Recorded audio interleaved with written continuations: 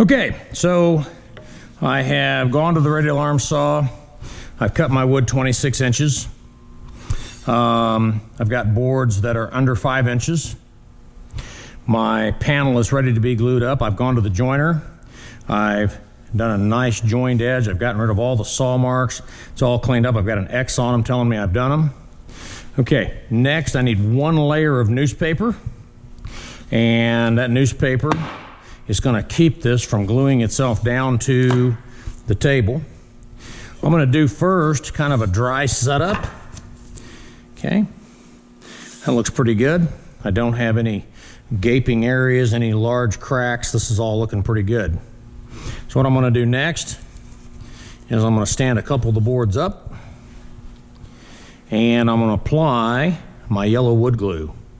And this wood glue is lignin based. Lignin is a naturally occurring glue in trees, and this lignin is kind of a byproduct of paper production.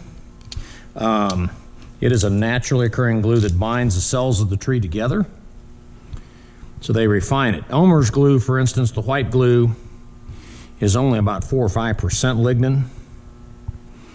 Okay. When it's in the wet form, it's water soluble.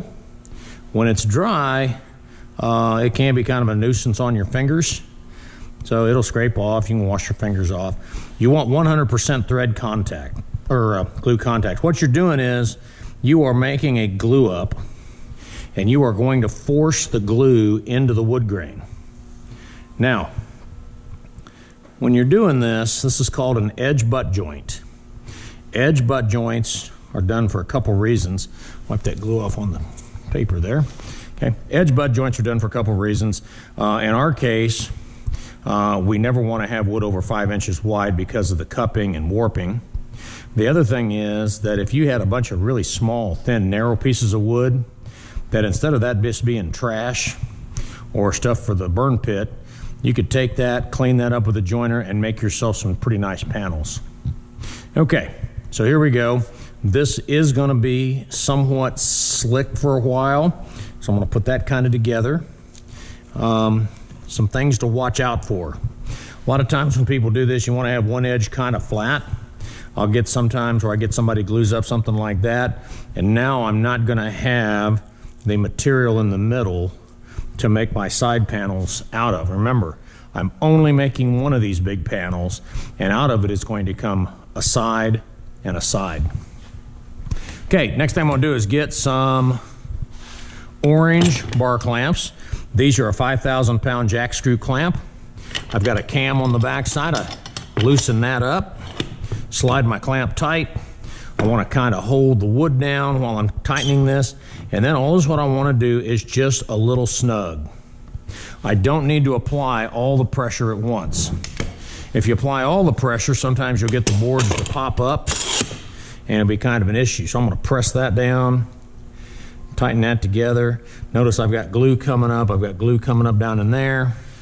Now I can give myself a little more snugging down here. I can tighten up a little bit more. Okay, and what I've got now is my panel. I like to have my clamps about a foot apart. It will help you when you plane if you kind of smear this glue out. Okay, I'll kind of smear that out.